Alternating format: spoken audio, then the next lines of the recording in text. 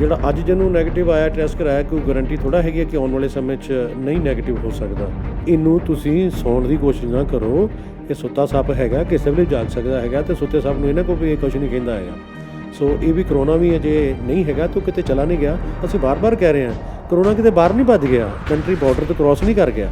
ਸੋ ਇਹਨੂੰ ਕਹੋ ਵੀ ਉਹਦੀ ਹਜੇ ਉਹਨੇ ਹਜੇ ਅਟੈਕ ਨਹੀਂ ਕੀਤਾ ਤੇ ਮਤਲਬ ਅਸੀਂ ਰਿਸਕ ਨਹੀਂ ਲੈ ਸਕਦੇ। ਅਲਰਟ 24 ਘੰਟੇ। ਫੈਸਟੀਵਲ ਸੀਜ਼ਨ ਚੱਲ ਰਿਹਾ, ਬਾਜ਼ਾਰਾਂ 'ਚ ਬਹੁਤ ਭੀੜ ਹੈ, ਮੈਰਿਜਸ ਦਾ ਸੀਜ਼ਨ ਸ਼ੁਰੂ ਹੋ ਰਿਹਾ ਹੈ, ਸੋਸ਼ਲ ਡਿਸਟੈਂਸਿੰਗ ਬਿਲਕੁਲ ਨਹੀਂ ਰੱਖ ਰਹੇ। ਕੀ ਤੁਹਾਨੂੰ ਲੱਗਦਾ ਕਿ ਇਹ ਵੀ ਸੈਕਿੰਡ ਵੇਵ ਲਿਆਉਣ 'ਚ ਵੱਡਾ ਕਾਰਨ ਬਣੇਗਾ?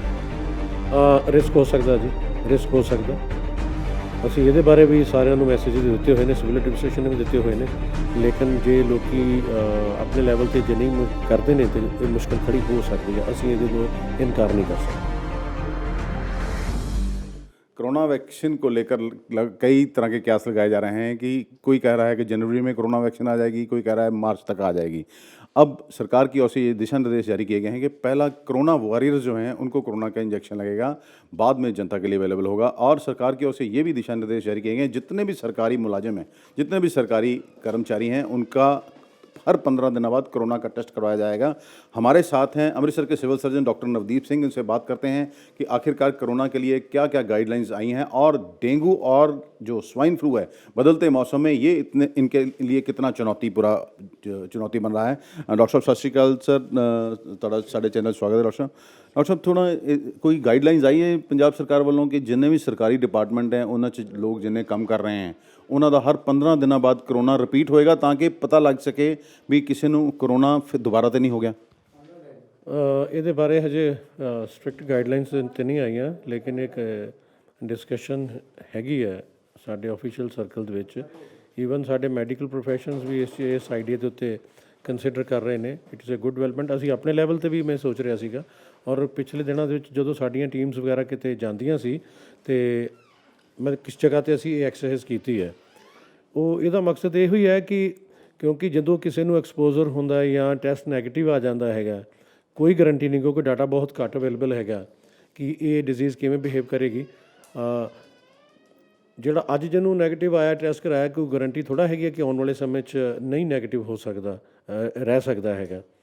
ਸੋ ਇਸ ਕਰਕੇ ਉਸ ਚੀਜ਼ ਨੂੰ ਕਿ ਇਹਨੂੰ ਰਿਪੀਟਡਲੀ ਅਸੀਂ ਕਰਾਉਂਦੇ ਰਹੀਏ ਤਾਂ ਕਿ ਜਦੋਂ ਵੀ ਕੋਈ ਪੋਜ਼ੀਟਿਵ ਆਵੇ, ਕਿ ਪਹਿਲੇ ਟੈਸਟ ਨੈਗੇਟਿਵ ਆਏ ਦੁਬਾਰਾ ਕਿਤੇ ਆ ਜਾਵੇ ਤਾਂ ਜਲਦੀ ਉਹ ਪੇਸ਼ੈਂਟ ਸਾਡੇ ਰਿਕਾਰਡ ਦੇ ਵਿੱਚ ਆ ਸਕੇ। ਇਸ ਕਰਕੇ ਇਹਨੂੰ ਜ਼ਰੂਰੀ ਸਮਝਦਾ। ਖਾਸ ਤੌਰ 'ਤੇ ਜਿਹੜੇ ਫਰੰਟ ਲਾਈਨ ਵਰਕਰਸ ਆ ਉਹਨਾਂ ਵਾਸਤੇ ਬਹੁਤ ਜ਼ਰੂਰੀ ਹੈ ਕਿ ਕਿਉਂਕਿ ਉਹ ਡੇਲੀ ਇਹਨਾਂ ਚੀਜ਼ਾਂ ਦੇ ਨਾਲ ਜੂਝ ਰਹੇ ਨੇ ਅਤੇ ਇਸ ਕਰਕੇ ਉਹਨਾਂ ਨੂੰ ਕਿਸੇ ਵੇਲੇ ਵੀ ਐਕਸਪੋਜ਼ਰ ਨਾਲ ਤੇ ਉਹਨੂੰ ਪ੍ਰੋਬਲਮ ਆ ਸਕਦੀ ਹੈ। ਉਹਨਾਂ ਦੀ ਪ੍ਰੋਟੈਕਸ਼ਨ ਵਾਸਤੇ। ਡਾਕਟਰ ਸਾਹਿਬ ਇੱਕ ਜਿਹੜਾ ਦੂਸਰੀ ਵਾਰੀ ਹਰ 15 ਦਿਨ ਬਾਅਦ ਟੈਸਟ ਉਹਨਾਂ ਦਾ ਕਰਵਾਇਆ ਜਾਏਗਾ ਜਿਹਨਾਂ ਨੂੰ ਕੁਝ ਸਿੰਪਟਮਸ ਆਉਂਦੇ, ਖਾਂਸੀ ਬੁਖਾਰ ਨਹੀਂ, ਜਾਂ ਹਰ ਜਿਹੜਾ ਕੋਈ ਵੀ ਸਰਕਾਰੀ ਡਿਪਾਰਟਮੈਂਟ 'ਚ ਕੰਮ ਕਰ ਰਿਹਾ ਉਹਦਾ ਸਭ ਦਾ ਹੋਏਗਾ ਜੀ? ਨਹੀਂ, ਖਾਂਸੀ ਬੁਖਾਰ ਜਦੋਂ ਆਉਂਦਾ ਉਦੋਂ 15 ਦਿਨ ਦਾ ਕ੍ਰਾਈਟੇਰੀਆ ਲਾਗੂ ਨਹੀਂ ਹੁੰਦਾ ਉਹਨਾਂ 'ਤੇ। ਉਹ ਤਾਂ ਅਸੀਂ ਇੰਸਟੈਂਟ ਉਹਨਾਂ ਨੂੰ ਕਰਾਉਂਦੀ ਹੈ। ਸਿੰਪਟੋਮੈਟਿਕ ਤਾਂ ਵੈਸੇ ਵੀ ਰੂਟੀਨ 'ਚ ਅਸੀਂ ਜਿਹੜੀ ਜਨਰਲ ਪਾਪੂਲੇਸ਼ਨ 'ਚ ਵੀ ਅਸੀਂ ਕਰਦੇ ਹਾਂ, ਲੇਕਿਨ ਉਹਦਾ ਏਸਿਮਟੋਮੈਟਿਕ ਦਾ ਵੀ ਅਸੀਂ ਜਲਦੀ ਰਿਪੀਟ ਕਰਾਉਣ ਦੀ ਕੋਸ਼ਿਸ਼ ਕਰਾਂਗੇ। ਅੱਛਾ ਡਾਕਟਰ ਸਾਹਿਬ, ਕਰੋਨਾ ਵੈਕਸੀਨ ਆਉਣ ਦੀ ਗੱਲ ਹੋ ਰਹੀ ਹੈ, ਕੋਈ ਜਨਵਰੀ ਜਾਂ ਮਾਰਚ ਤੱਕ ਕਰੋਨਾ ਵੈਕਸੀਨ ਆ ਜਾਏਗੀ ਅਤੇ ਪਹਿਲੇ ਸਰਕਾਰ ਕਹਿ ਰਹੀ ਵੀ ਕਰੋਨਾ ਵਾਰੀਅਰਸ ਨੂੰ ਜਿਹੜਾ ਇਹ ਵੈਕਸੀਨ ਲੱਗੇਗੀ। ਅਤੇ ਸਰ ਕੋਈ ਕਰੋਨਾ ਵਾਰੀਅਰਸ ਦਾ ਚੈਨ ਕਰ ਲਿਆ ਵੀ ਪਹਿਲੇ ਕਿਹਨਾਂ ਨੂੰ ਲੱਗੇਗਾ ਇੰਜੈਕਸ਼ਨ? ਹੈ ਕਰੋਨਾ ਵਾਰੀਅਰਸ ਦੀ ਜਿਹੜੀ ਆ, ਹਾਂ, ਉਹ ਚੈਨ ਕਰਨ ਦਾ ਹੈ ਕਿ ਸਾਨੂੰ ਟਾਰਗੇਟ ਦੇ ਦਿੱਤਾ ਗਿਆ ਹੈਗਾ। ਅਸੀਂ ਉਹਦੇ ਮੁਤਾਬਕ ਅਸੀਂ ਵਰਕ ਕਰ ਰਹੇ ਹਾਂ ਸਾਰੇ ਆਲ ਓਵਰ ਇੰਡੀਆ। ਸਾਡੀ ਸਟੇਟ ਗੌਰਮੈਂਟ ਨੇ ਸਾਨੂੰ ਐਕਸਰਸਾਈਜ਼ ਦੇ ਦਿੱਤੀ ਹੋਈ ਆ। ਅਸੀਂ ਉਹਨਾਂ ਦਾ ਡਾਟਾ ਕਲੈਕਟ ਕਰ ਰਹੇ ਹੈਗੇ ਹਾਂ, ਅਸੀਂ ਡਾਟਾ ਦੇ ਰਹੇ ਹਾਂ। ਸਾਡਾ ਗੌਰਮੈਂਟ ਦਾ ਕਾਫੀ ਕਵਰ ਅਪ ਹੋ ਗਿਆ, ਲੇਕਿਨ ਪ੍ਰਾਈਵੇਟ ਇੰਸਟੀਟਿਊਸ਼ਨ ਦਾ ਥੋੜ੍ਹਾ ਜਿਹਾ ਰਹਿ ਗਿਆ। ਉਹ ਮੇਰੇ ਖਿਆਲ ਵਿਦਿਨ ਨੈਕਸਟ ਵੀਕ ਦੇ ਸਟਾਰਟਿੰਗ ਦੇ ਵਿੱਚ ਪਹਿਲੇ ਅੱਧ ਦੇ ਵਿੱਚ ਅਸੀਂ ਕੰਪਲੀਟ ਕਰਕੇ ਸਟੇਟ ਨੂੰ ਅਸੀਂ ਪ੍ਰੋਵਾਈਡ ਕਰ ਦਾਂਗੇ। ਇਹਦੇ ਸੰਬੰਧ ਵਿੱਚ ਸਾਡੀ ਮਿਸ਼ਨ ਡਾਇਰੈਕਟਰ ਜੀ ਵੱਲੋਂ VC ਵੀਡੀਓ ਕਾਨਫਰੰਸਿਸ ਵੀ ਹੋਈਆਂ ਨੇ। ਕਈ ਜ਼ਿਲ੍ਹਿਆਂ ਨੇ ਕੰਪਲੀਟ ਕਰ ਲਿਆ, ਸਾਡਾ ਥੋੜ੍ਹਾ ਜਿਹਾ ਪੈਂਡਿੰਗ ਹੈ। ਸੋ ਇਹ ਅਸੀਂ ਆਇਡੈਂਟੀਫਾਈ ਕਰ ਰਹੇ ਹਾਂ ਜੀ। ਡਾਕਟਰ ਜੀ, ਅੰਮ੍ਰਿਤਸਰ ਦੀ ਗੱਲ ਕਰੀਏ ਤਾਂ ਅੰਮ੍ਰਿਤਸਰ 'ਚ ਕਿੰਨੇ ਕਰੋਨਾ ਵਾਰੀਅਰਸ ਨੇ ਅਤੇ ਅਸੀਂ ਕਿਹਨੂੰ ਕਰੋਨਾ ਵਾਰੀਅਰਸ ਦੀ ਉਹਦੇ 'ਚ ਸ਼੍ਰੇਣੀ 'ਚ ਲਿਆਉਂਦੇ ਹਾਂ? ਜਿਹੜੇ ਕਰੋਨਾ ਵਾਰੀਅਰਸ ਦੀ ਲਿਸਟ ਜਦੋਂ ਫਾਈਨਲ ਤਿਆਰ ਹੋਏਗੀ ਟੋਟਲਿੰਗ ਦੇ ਵਿੱਚ ਉਹਦੇ 'ਚ ਉਹ ਤੁਹਾਨੂੰ ਦੱਸ ਸਕਾਂਗੇ। ਹਜੇ ਫਿਲਹਾਲ ਅਸੀਂ ਕੁਛ ਨਹੀਂ ਕਹਿ ਸਕਦੇ। ਇਹਦਾ ਮਤਲਬ ਇਹੋ ਹੀ ਹੈ ਕਿ ਕਿਉਂਕਿ ਜਦੋਂ ਇਹ ਵੈਕਸੀਨ ਆਉਣੀ ਹੈ ਜਿਹੜੀ ਕਿ ਹੁਣ on the Braj of final declaration market 'ਚ ਆਉਣੀ ਆ, ਉਹਦੇ ਤੋਂ ਬਾਅਦ ਹੀ ਇਹ ਲਾਗੂ ਹੋਏਗੀ। ਇਹ ਲੱਗ ਹੀ ਹੈ ਇਹਦਾ, ਜੋ ਮੈਂ ਸਾਨੂੰ ਇਨਫੋਰਮੇਸ਼ਨ ਮਿਲੀ ਹੈ। ਲੇਕਿਨ ਉਸ ਤੋਂ ਪਹਿਲਾਂ ਆਇਡੈਂਟੀਫਾਈ ਕਰਨਾ ਬੜਾ ਜ਼ਰੂਰੀ ਸੀ। ਲੇਕਿਨ ਆਇਡੈਂਟੀਫਾਈ ਤੋਂ ਪਹਿਲਾਂ ਇਹ ਹੈ ਕਿ ਉਹ ਟਾਰਗੇਟ, ਕਿਉਂਕਿ ਕੰਟਰੀ ਦੀ ਸਾਡੀ ਜਿਹੜੀ 100 ਕਰੋੜ ਦੇ ਲਾਗੇ ਜਿਹੜੀ ਪਾਪੂਲੇਸ਼ਨ ਹੈ, ਉਹ ਸਾਰਿਆਂ ਨੂੰ ਅਸੀਂ ਪ੍ਰੋਵਾਈਡ ਕਰਨਾ ਬਲਕਿ 'ਚ ਔਖਾ ਹੈਗਾ। ਸੋ ਗੌਰਮੈਂਟ ਨੇ ਡਿਸਾਈਡ ਕੀਤਾ ਕਿ ਪ੍ਰੀਲਿਮਿਨਰੀ ਸਟੇਜ 'ਤੇ ਕਰੋਨਾ ਵਾਰੀਅਰਸ, ਮਤਲਬ ਜਿਹੜੇ ਫਰੰਟ ਲਾਈਨ ਵਰਕਰਸ ਹੈ, ਖਾਸ ਤੌਰ 'ਤੇ ਹੈਲਥ ਕੇਅਰ ਵਰਕਰਸ ਹੈ, ਜਾਂ ਉਹ ਡਿਪਾਰਟਮੈਂਟ ਜਿਹੜੇ ਕਿ ਹੈਲਥ ਵਰਕਰ ਦੇ ਨਾਲ ਕੋਆਰਡੀਨੇਸ਼ਨ 'ਚ ਕੰਮ ਕਰਦੇ ਆ ਅਤੇ ਪਬਲਿਕ ਉਹਨਾਂ ਦੀ ਸਪੋਰਟ ਸਰਵਿਸਿਜ਼ ਦਿੰਦੇ ਨੇ, ਉਹ ਅੱਗੇ ਆਉਣਗੇ। ਅਤੇ ਜਿਹੜੇ ਇਹਨਾਂ ਦੇ ਕੰਟੈਕਟ 'ਚ ਆਉਂਦੇ ਨੇ, ਜਿਵੇਂ ਕਿ ਹੁਣ ਸਰਕਾਰੀ ਮੁਲਾਜ਼ਮ ਤਾਂ ਆਉਣੇ ਹੋਣੇ ਆ ਸਾਰੇ, ਉਹਨਾਂ ਦੇ ਐਡਮਿਨਿਸਟ੍ਰੇਟਿਵ ਸਟਾਫ ਵੀ ਜਿਹੜਾ ਇਨ ਟੱਚ ਰਹਿੰਦਾ ਉਹ ਵੀ ਨਾਲ ਕਵਰ ਹੋਏਗਾ। ਇਹ ਨਹੀਂ ਵੀ ਉਹ ਟੀਕਾ ਲਾ ਰਹੇ ਜਾਂ ਮਰੀਜ਼ ਨੂੰ ਅਟੈਂਡ ਨਹੀਂ ਕਰ ਰਹੇ ਅਤੇ ਉਹਨੂੰ ਨਹੀਂ ਅਟੈਂਡ ਕਰਨਾ, ਕਿਉਂਕਿ ਉਹ ਸੇਮ ਐਨਵਾਇਰਮੈਂਟ 'ਚ ਰੱਖਦੇ, ਉਹ ਵੀ ਜਿਹੜਾ ਸੇਮ ਐਨਵਾਇਰਮੈਂਟ 'ਚ ਰਹਿ ਰਿਹਾ ਤਾਂ ਐਕਸਪੋਜ਼ਰ 'ਚ ਅਸੀਂ ਗਿਣਿਆ ਜਾਏਗਾ। ਦੂਸਰੀ ਗੱਲ, ਜਿੰਨੇ ਵੀ ਪ੍ਰਾਈਵੇਟ ਹੌਸਪੀਟਲਸ ਹੈ, ਕਲੀਨਿਕਸ ਹੈ, ਜੋ ਵੀ ਕਿਸੇ ਕਿਸਮ ਦੇ ਵਰਕ ਕਰ ਰਹੇ ਨੇ, ਮੈਡੀਕਲ ਨਰਸਿੰਗ ਕਾਲਜਿਸ ਹੈਗੇ ਨੇ, ਫਾਰਮੇਸੀ ਕਾਲਜਿਸ ਹੈਗੇ ਨੇ, ਇਹੋ ਜਿਹੇ ਜਿਹੜੇ ਸਾਰੇ ਕਵਰ ਹੋਣਗੇ। ਆਂਗਣਵਾੜੀ ਵਰਕਰਸ ਜਿਹੜੇ ਇਹਨਾਂ ਕੰਟੈਕਟ 'ਚ ਆ ਰਹੇ ਨੇ, ਸੈਨੀਟੇਸ਼ਨ ਵਰਕਰਸ, ਹਾਂ ਪੁਲਿਸ ਡਿਪਾਰਟਮੈਂਟ ਵੀ ਵਿੱਚ ਨਾਲ ਕਵਰ ਹੋਏਗਾ। ਸਾਰੇ ਜਿਹੜੇ ਫਰੰਟ ਦੇ ਉੱਤੇ ਪਬਲਿਕ ਨਾਲ ਝੂਝਦੇ ਨੇ, ਪਬਲਿਕ ਵੀ ਭੜਕੇ ਨੂੰ ਫੇਸ ਕਰਦੇ ਨੇ, ਉਹਨਾਂ ਨੂੰ ਕਵਰ ਦੇਣਾ ਤਾਂ ਕਿ ਇਹ ਲੋਕ ਨਾ ਵਾਂਝੇ ਰਹਿ ਜਾਣ। ਕਿਉਂਕਿ ਇਹਨਾਂ ਨੂੰ ਆਇਡੈਂਟੀਫਾਈ ਕਰਕੇ ਇਹਨਾਂ ਦੀ ਟੋਟਲ ਡੋਜ਼ ਜਿਹੜੀ ਹੈ, ਕਿੰਨੀ ਸਾਨੂੰ ਰਿਕੁਆਇਰਮੈਂਟ ਹੈਗੇ, ਉਹ ਕੈਲਕੂਲੇਟ ਕਰਨੀ ਹੈ, ਉਹਦੇ ਮੁਤਾਬਕ ਸਪਲਾਈ ਲੈ ਕੇ ਅਤੇ ਉਹ ਰਾਸ਼ਨਿੰਗ ਕਰਕੇ ਪ੍ਰੋਵਾਈਡ ਕਰਨੀ ਹੈ, ਤਾਂ ਕਿ ਇਹ ਜਦ ਤੋਂ ਪਹਿਲਾਂ ਪ੍ਰੋਟੈਕਟਿਡ ਹੋ ਜਾਣਗੇ ਅਤੇ ਸਾਡਾ ਮੇਰੇ ਖਿਆਲ ਜਿਹੜਾ ਐਂਟੀ ਕੋਵਿਡ ਪ੍ਰੋਗਰਾਮ ਹੈ ਉਹ ਸੇਫਲੀ ਅੱਗੇ ਵੱਧ ਸਕਦਾ। ਕਿਉਂਕਿ ਸਾਡੇ ਪਿਛਲੇ ਦੌਰਾਨ ਇਮਿਊਨਾਈਜੇਸ਼ਨ ਨਾ ਹੋਣ ਕਰਕੇ ਸਾਡੇ ਵਰਕਰਸ ਬਹੁਤ ਐਕਸਪੋਜ਼ਰ 'ਚ ਆਏ ਨੇ। ਅੱਛਾ ਡਾਕਟਰ ਸਾਹਿਬ, ਇੱਕ ਜਿਹੜਾ ਅਸੀਂ ਗੱਲ ਪਹਿਲੇ ਕੇਸ ਬਹੁਤ ਆ ਰਹੇ ਸੀਗੇ, ਹੁਣ ਪਿਛਲੇ ਕੁਝ ਦਿਨਾਂ ਤੋਂ ਕੇਸ ਜਿਹੜੇ ਘੱਟ ਆ ਰਹੇ, ਤੁਸੀਂ ਕੀ ਸਮਝਦੇ ਹੋ ਇਹਦਾ ਕੀ ਕਾਰਨ ਹੈ? ਇਹਦੇ ਬਾਰੇ ਮੈਂ ਕੋਈ ਜ਼ਿਆਦਾ ਕਮੈਂਟ ਨਹੀਂ ਕਰਨਾ ਚਾਹਾਂਗਾ, ਕੋਈ ਫਾਈਨਲ ਡਿਸੀਜਨ ਜਾਂ ਕੋਈ ਐਨਾਲਿਸਿਸ ਨਹੀਂ ਦੇਵਾਂਗਾ ਰੀਜ਼ਨ ਕੀ ਹੈ, ਕਿਉਂਕਿ ਕਈ ਜਗ੍ਹਾ 'ਤੇ ਇਹ ਫੇਅਰ ਫਿਗਰਸ ਥੋੜ੍ਹੀਆਂ ਉਹਦਾ ਸਰਜ ਆ ਰਿਹਾ ਹੈਗਾ ਦੂਸਰੇ ਡਿਸਟ੍ਰਿਕਟਸ ਦੇ ਵਿੱਚ। ਸਾਡੇ ਵੀ ਕਈ ਵਾਰੀ ਫਲਕਚੁਏਟ ਹੁੰਦਾ, ਕਈ ਵਾਰੀ ਬਹੁਤ ਘੱਟ ਆ ਜਾਂਦਾ। ਪਿਛਲੇ 2 ਦਿਨਾਂ 'ਚੋਂ ਸਾਡੇ 44 ਆਏ ਨੇ, ਕੱਲ੍ਹ 44 ਸੀ, ਅੱਜ 43 ਆਏ ਨੇ। ਅਤੇ ਜੇ ਸਟੈਟਿਕ ਹੁੰਦੇ ਨੇ ਤਾਂ ਫਿਰ ਇਹ ਕਾਜ਼ ਆਫ ਵਰੀ ਤਾਂ ਹੈ ਹੀ ਹੈ। ਸੋ ਅਸੀਂ ਇਹਨੂੰ ਕੁਛ ਨਹੀਂ ਕਮੈਂਟ ਕਰਦੇ ਪਏ ਵੀ ਇਹ ਘੱਟ ਗਿਆ ਵੱਧ ਗਿਆ। ਅਸੀਂ ਕਲੋਜ਼ ਵਾਚ ਰੱਖ ਰਹੇ ਹਾਂ ਵੀ ਕੀ ਟਰੈਂਡ ਹੁੰਦਾ ਹੈਗਾ। ਜੇ ਟਰੈਂਡ ਵੱਧਦਾ ਅਸੀਂ ਉਹਦੀਆਂ ਆਪਣੇ ਵਾਸਤੇ ਮੈਨੇਜਮੈਂਟ ਕਰ ਰਹੇ ਹਾਂ ਕਿ ਐਜ਼ ਇਫ ਇਹ ਬਿਮਾਰੀ ਉੱਥੇ ਦੀ ਉੱਥੇ ਖਲੋਤੀ ਹੈ ਅਤੇ ਇਹ ਸੈਕਿੰਡ ਸਾਡੇ 'ਤੇ ਵੱਡਾ ਹਮਲਾ ਨਾ ਕਿਤੇ ਕਰਦੇ, ਉਹਨੂੰ ਅਸੀਂ ਬਚਾਉਣ ਵਾਸਤੇ ਆਪਣੀਆਂ ਤਿਆਰੀਆਂ ਕਰ ਰਹੇ ਨੇ, ਜਿਹਦੇ ਕਰਕੇ ਸਾਡੀ ਲੈਵਲ 2 ਫੈਸਿਲਿਟੀ ਫਿਰ ਸਾਡੀ ਸਰਕਾਰ ਦੀ ਹਦਾਇਤ ਹੈ ਵੀ ਇਹਨੂੰ ਫਿਰ ਸਟਰੈਂਥਨ ਕਰੋ, ਜਿਹੜੀ ਕਿ ਅਸੀਂ ਪਿਛਲੇ ਦਿਨਾਂ 'ਚ ਡਾਊਨ ਹੋਣ ਕਰਕੇ ਉਹਨੂੰ ਅਸੀਂ ਇੱਕ ਵਾਰੀ ਥੋੜ੍ਹਾ ਜਿਹਾ ਭੁੱਲਣ ਦੀ ਕੋਸ਼ਿਸ਼ ਕੀਤੀ ਸੀਗੀ। ਅੱਛਾ ਡਾਕਟਰ ਸਾਹਿਬ, ਪਹਿਲੇ ਦੇਖਿਆ ਸੀ ਵੀ ਕਰੋਨਾ ਦੇ ਟੈਸਟ ਬਹੁਤ ਹੋ ਰਹੇ ਸੀਗੇ, ਹੁਣ ਕਰੋਨਾ ਦੇ ਟੈਸਟ ਘੱਟ ਗਏ ਨੇ, ਲੋਕ ਘੱਟ ਕਰਵਾਉਣ ਆ ਰਹੇ ਨੇ ਜਾਂ ਡਿਪਾਰਟਮੈਂਟ ਵੱਲੋਂ ਘੱਟ ਕੀਤੇ ਜਾ ਰਹੇ ਟੈਸਟ? ਲੋਕ ਵੀ ਘੱਟ ਆ ਰਹੇ ਨੇ।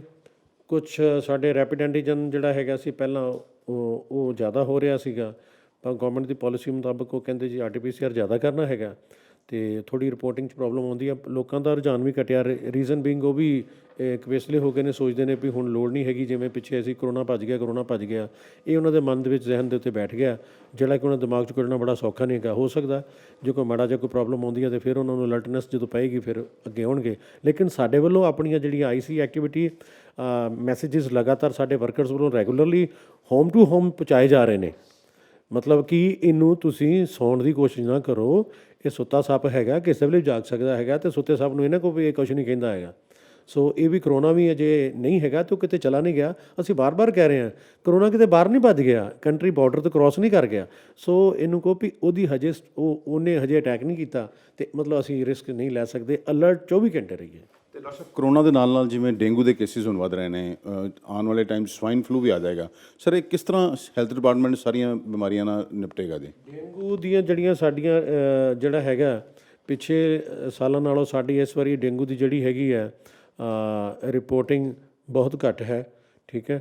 ਸੋ ਕੋਈ ਆਲਮੋਸਟ ਇੱਕੋ ਹੀ ਸਸਪੈਕਟਡ ਡੈਥ ਹੋਈ ਹੈ, ਜਿਹੜੀ ਕਿ ਉਹਨਾਂ ਨੇ ਕਿਹਾ ਕਿ ਇਹਦੇ ਕਰਕੇ ਨਹੀਂ ਹੈਗੀ, ਉਹਦਾ ਅਸੀਂ ਡੈਥ ਆਡਿਟ ਵੀ ਕਰ ਲਿਆ ਹੈਗਾ। ਸੋ ਇਹ ਬੜੀ ਵੱਡੀ ਇੱਕ ਚੰਗੀ ਗੱਲ ਇਸ ਸਾਲ ਵੇਖਣ ਨੂੰ ਮਿਲੀ ਹੈ। ਲੱਕੀਲੀ ਇਹ ਕੁਦਰਤ ਇਹਦੇ ਵਿੱਚ ਰੋਲ ਹੈ ਜਾਂ ਪਬਲਿਕ ਦਾ ਹੈ, ਇਹ ਵੀ ਐਨਾਲਾਈਜ਼ ਕਰਨ ਤੋਂ ਹੀ ਪਤਾ ਲੱਗੇਗਾ। ਲੇਕਿਨ ਜਿਹੜੀ ਲੋਕਾਂ ਦੇ ਵਿੱਚ ਜਿਹੜਾ ਰੁਝਾਨ ਘਟਿਆ, ਸਾਡੇ ਮੈਸੇਜਿਸ ਦੇ, ਸਾਡੇ ਡਿਪਾਰਟਮੈਂਟ ਦੇ ਮੈਸੇਜ ਕਿ ਤੁਸੀਂ ਪਾਣੀ ਸਟੈਗਨੈਂਟ ਵਾਟਰਸ ਜਿਹੜੀਆਂ ਜਗ੍ਹਾ ਹੈਗੀਆਂ ਨੇ ਘਰਾਂ 'ਚ, ਭਾਂਡਿਆਂ 'ਚ ਫਰਿੱਜਾਂ ਦੇ ਵਿੱਚ, ਏਸੀਜ਼, ਕੂਲਰਸ ਵਿੱਚ ਇਹਨੂੰ ਬੰਦ ਕਰਾਓ, ਜਾਂ ਟਾਇਰ ਟਿਊਬ ਵੇਸਟ ਜਿਹੜੇ ਸਾਡੇ ਟੁੱਟੇ ਹੁੰਦੇ ਗੱਡੀਆਂ ਦੇ ਵਿੱਚ ਜਿਹੜੀਆਂ ਜੰਕ ਪਿਆ ਹੁੰਦਾ ਜੰਕ ਯਾਰਡ ਦੇ ਵਿੱਚ, ਉਹਦੇ ਵਿੱਚ ਸਾਡੀਆਂ ਟੀਮਾਂ ਨੇ ਜਾ ਕੇ ਰੌਲਾ ਪਾ ਕੇ ਤੇ ਪਬਲਿਕ ਨੂੰ ਅਵੇਅਰ ਕੀਤਾ, ਜਿੱਥੇ ਲਾਰਵਾ ਡਿਟੈਕਸ਼ਨ ਜਾਰੀ ਹੈ। ਉਹ ਅਵੇਅਰਨੈਸ ਦਾ ਮੈਨੂੰ ਲੱਗਦਾ ਅਸਰ ਹੈ, ਕਿਉਂਕਿ ਮੈਂ ਆਪਣੀਆਂ ਟੀਮਾਂ ਨੂੰ ਆਉਂਦੀਆਂ ਜਦੋਂ ਅਸੀਂ ਡੇਂਗੂ ਦਾ ਸੀਜ਼ਨ ਸਟਾਰਟ ਹੋਇਆ ਨਾਲ ਹੀ ਉਦੋਂ ਕਨਵੇ ਕਰ ਦਿੱਤਾ ਸੀ ਵੀ ਇਹਦੇ ਨਾਲ ਉਹਨੂੰ ਵੀ ਕਵਰ ਕਰਨਾ, ਕਿਉਂਕਿ ਜੋ ਇੱਕ ਬੰਦੇ ਨੂੰ ਡੇਂਗੂ ਨਾਲ ਹੋ ਗਿਆ ਉੱਧਰੋਂ ਕੋਵਿਡ ਦਾ ਹੈਗਾ, ਅਤੇ ਮੇਰੇ ਖਿਆਲ ਉਹ ਲਾਈਫ ਦਾ ਰਿਸਕ ਬਹੁਤ ਵੱਧ ਜਾਏਗਾ।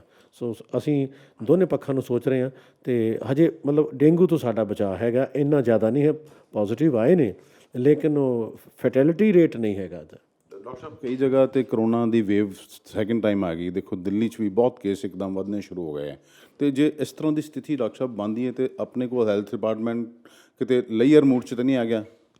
ਨਹੀਂ, ਸਾਡੇ ਵੱਲੋਂ ਕੋਈ ਲੇਅਰ ਮੋਡ ਦੇ ਵਿੱਚ ਨਹੀਂ ਫੋਰ ਦਾ ਟਾਈਮਿੰਗ, ਕਿਉਂਕਿ ਬੜੇ ਚਿਰ ਤੋਂ ਸਾਰੇ ਸਾਡੇ ਵਰਕਰਸ ਕੰਮ ਕਰ ਰਹੇ ਸੀਗੇ, right from the chief secretary, administration ਵਾਲੇ ਵੀ ਉੱਪਰ ਤੋਂ ਲੈ ਕੇ ਥੱਲੇ ਤੱਕ। ਮੇਰੇ ਖਿਆਲ ਕਿਸੇ ਨੇ ਵੀ ਕੋਈ ਦਿਨ ਕੋਈ ਚੈਨ ਦੀ ਨੀਂਦ ਨਹੀਂ ਸੁੱਤੇ ਹੋਏ ਹੋਣਗੇ, ਰਾਤ ਨੂੰ ਵੀ ਮਤਲਬ ਸੁੱਤਿਆਂ ਵੀ ਬੇਚੈਨੀ ਮਹਿਸੂਸ ਹੁੰਦੀ, ਕਦੀ ਰਿਲੈਕਸ ਹੋ ਕੇ ਕਦੀ ਉੱਠੇ ਨਹੀਂ ਸੀ। ਸੋ ਥੋੜ੍ਹਾ ਚਿਰ ਜਦੋਂ ਉਹਨੂੰ ਰਿਲੈਕਸੇਸ਼ਨ ਆਈ ਹੈ ਕਿ ਚਲੋ ਫੇਸ ਘਟਿਆ, ਉਹਦਾ ਬੈਨੀਫਿਟ ਲਾ ਕੇ ਕੀਤਾ ਕਿ ਰੈਸਟ ਕਰ ਲਓ, ਅਤੇ ਇੱਕਦਮ ਅੱਗੇ ਸਾਡਾ ਪਤਾ ਨਹੀਂ ਕੀ ਅੱਗੇ ਸਾਨੂੰ ਵੱਡੀ ਜ਼ਿੰਮੇਵਾਰੀ ਲੱਗ ਜਾਣੀ ਆ, ਉਹ ਹੋਇਆ, ਲੇਕਿਨ ਬੇਸਿਕਲੀ ਰਿਲੈਕਸ ਨਹੀਂ ਹੋਏ। ਸਰ ਮੇਰਾ ਕੁਐਸਚਨ, ਜਿਵੇਂ ਜੇ ਮੰਨ ਲਓ ਸੈਕਿੰਡ ਵੇਵ ਆਉਂਦੀ ਤਾਂ ਸਰ ਅਸੀਂ ਕਿੰਨੇ ਤਿਆਰ ਹਾਂ ਉਹਨੂੰ ਲੈ ਕੇ, ਕਿਉਂਕਿ ਕਈ ਸੈਂਟਰ ਵੀ ਜਿਹੜੇ ਬੰਦ ਕਰਤੇ ਗਏ ਹੈ। ਨਹੀਂ, ਸਾਡੇ ਜਿਹੜੇ ਦੇਖੋ ਸੈਂਪਲਿੰਗ ਟੀਮਸ, ਸੈਂਪਲਿੰਗ ਸੈਂਟਰਸ ਕੋਈ ਬੰਦ ਨਹੀਂ ਹੋਏ।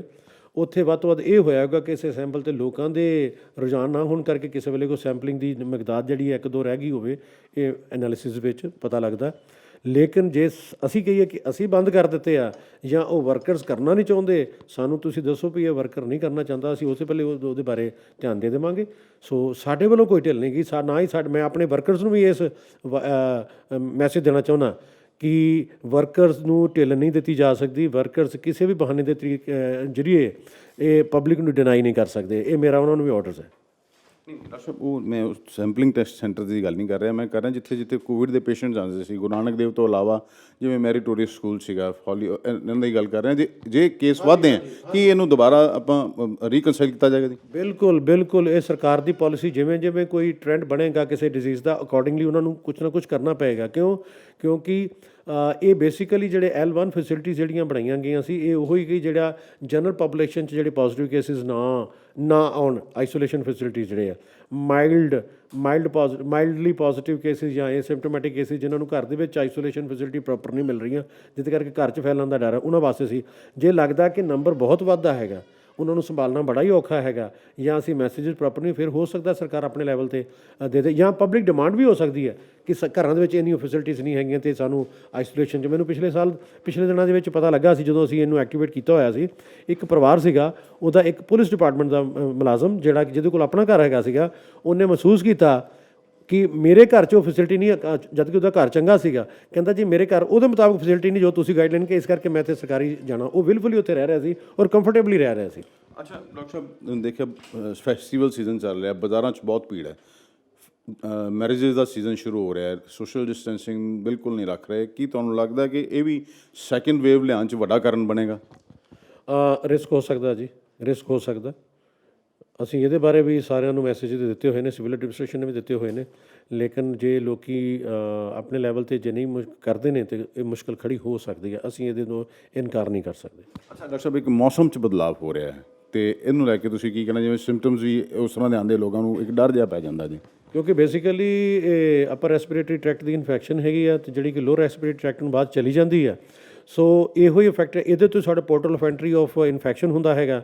ਸੋ ਕਿਉਂਕਿ ਇਹ ਜਿਹੜਾ ਮੌਸਮ ਚੇਂਜ ਦੇ ਵਿੱਚ ਸਭ ਤੋਂ ਪਹਿਲਾਂ ਅੱਜ ਤੋਂ ਗਰਮੀ ਤੋਂ ਸਰਦੀ ਆਉਂਦੀ ਹੈ, ਉਹ 'ਚ ਟੈਂਪਰੇਚਰ ਵੇਰੀਏਸ਼ਨ ਕਰਕੇ ਥਰਮਲ ਇੰਜਰੀ ਜਿਹੜੀ ਹੁੰਦੀ ਹੈ, ਸਾਡੇ ਥਰਮੋਫਿਜ਼ੀਕਲ ਇੰਜਰੀ ਹੁੰਦੀ ਹੈ ਜਿਹੜੀ ਸਾਡੇ ਰੈਸਪੀਰੇਟਰੀ ਟਰੈਕਟ ਨੂੰ, ਉਹਦੇ ਵਿੱਚ ਇਹਦੀ ਐਂਟਰੈਂਸ ਬੋਡੀ ਦੇ ਵਿੱਚ ਬੜੀ ਈਜ਼ੀਲੀ ਜਾ ਸਕਦੀ ਹੈ।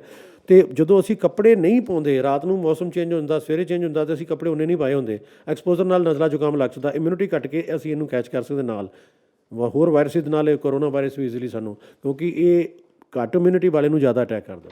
ਅੱਛਾ ਡਾਕਟਰ ਸਾਹਿਬ, ਸਾਰੇ ਡਿਪਾਰਟਮੈਂਟ ਕੋਵਿਡ 'ਚ ਬਿਜੀ ਸੀਗਾ, ਪਿੱਛੇ ਇੱਕ ਤੁਹਾਡੇ ਆਉਣ ਤੋਂ ਪਹਿਲੇ ਕੁਝ ਇਸ ਤਰ੍ਹਾਂ ਦੇ ਸੈਂਟਰ ਪਕੜੇ ਗਏ ਸੀਗੇ ਜਿਹੜੇ ਫੀਮੇਲ ਜਿਹੜੇ ਐਸਡੀ ਕਰਦੇ ਸੀ, ਸੈਕਸ ਡਿਟਰਮੀਨੇਸ਼ਨ ਕਰਦੇ ਸੀਗੇ। ਕੀ ਤੁਹਾਡੇ ਵੱਲੋਂ ਕੋਈ ਹੁਣ ਗਾਈਡਲਾਈਨਸ ਜਾਰੀ ਕੀਤੀਆਂ ਗਈਆਂ, ਕਿਉਂਕਿ ਹੁਣ ਕਰੋਨਾ ਦਾ ਪ੍ਰਕੋਪ ਵੀ ਥੋੜਾ ਘਟ ਗਿਆ, ਵੀ ਕਿ ਐਜ਼ ਪਰ ਗਾਈਡਲਾਈਨਸ ਕੀ ਅਲਟਰਾਸਾਊਂਡ ਸੈਂਟਰਾਂ ਦੀ ਚੈਕਿੰਗ ਹੋ ਰਹੀ ਹੈ ਕਿ ਨਹੀਂ ਹੋ ਰਹੀ, ਤੇ ਉਹਦੇ ਲਈ ਸਰ ਕੀ ਤੁਸੀਂ ਕਰ ਰਹੇ ਹੋ?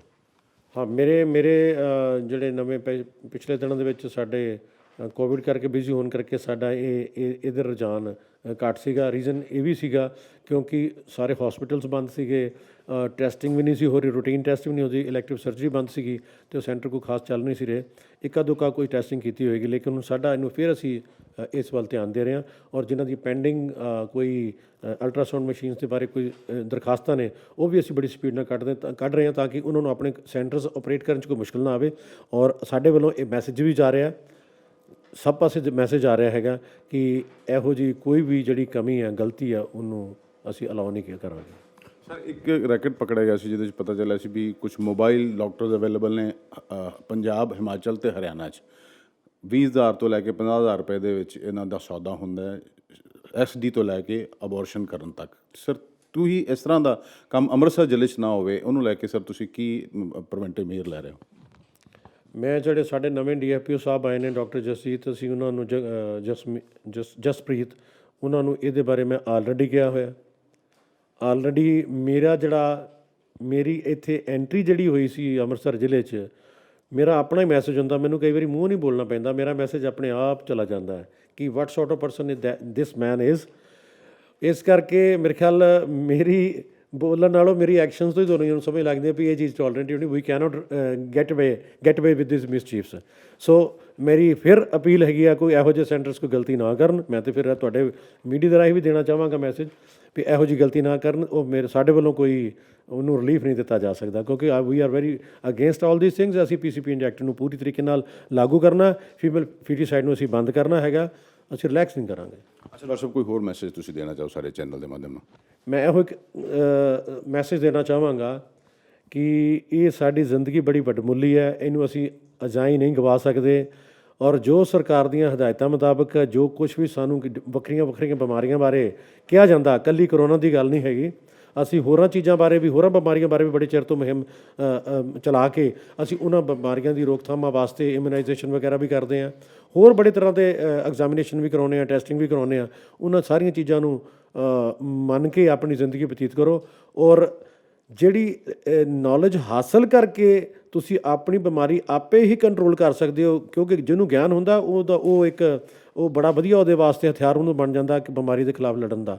ਗਿਆਨ ਤੋਂ ਬਗੈਰ ਅਸੀਂ ਬਿਲਕੁਲ ਕੁਛ ਨਹੀਂ ਹੈਗੇ। ਸੋ ਉਹ ਗਿਆਨ ਨੂੰ ਵਰਤਾ ਨਾ ਜਾਣ, ਹਾਸੇ ਮਜ਼ਾਕ ਨਾਲ ਇਹਨੂੰ ਗਿਆਨ ਨੂੰ ਵੰਡਣ। ਜਿਹੜਾ ਗਿਆਨ ਸਾਨੂੰ ਕਿਤਾਬਾਂ, ਅਖਬਾਰਾਂ, ਮੀਡੀਆ, ਸਾਡੇ ਇਸ ਚੈਨਲਸ ਰਾਹੀਂ, ਤੁਹਾਡੇ ਮੀਡੀਆ ਰਾਹੀਂ ਜੋ ਮਿਲਦਾ ਉਹਨੂੰ ਅਖਤਿਆਰ ਕਰਨ ਔਰ ਕਰੋਨਾ ਤੋਂ ਬਚਣ ਵਾਸਤੇ ਉਹਦਾ ਫਾਇਦਾ ਲੈਣ ਅਤੇ ਇਹਨੂੰ ਜ਼ਿੰਦਗੀ ਨੂੰ, ਆਪਣੇ ਪਰਿਵਾਰ ਨੂੰ ਰਿਸਕ 'ਚ ਨਾ ਪਾਉਣ।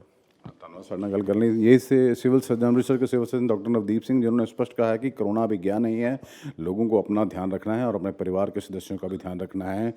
इन्होंने ये भी स्पष्ट कहा है कि ज़िले में यदि कहीं फीमेल फीटिसाइड के कोई काम कुछ लोग कर रहे हैं, क्योंकि पिछले 2-3 सालों में यहाँ पर कुछ ऐसे सेंटर पकड़े गए थे जो सेक्स डिटर्मिनेशन, मतलब घर में बढ़ रहे भ्रूण की जानकारी लोगों को मुहैया करवाते थे, उस पर सख्ती से जो है काम किया जाएगा। इन्होंने कहा, ये भी कहा है कि डेंगू और स्वाइन फ्लू को लेकर भी जो हिदायतें इन्होंने अपनी तरफ से अपने पूरे डिपार्टमेंट को जारी कर दी हैं। बाकी गाइडलाइंस और सबसे बड़ी बात, हर 15 दिनों बाद हर एक सरकारी मुलाजिम का कोरोना टेस्ट जो है करवाना अनिवार्य कर दिया गया है। अमृतसर से D4 न्यूज़ के लिए दीपक भंडारी की खास रिपोर्ट।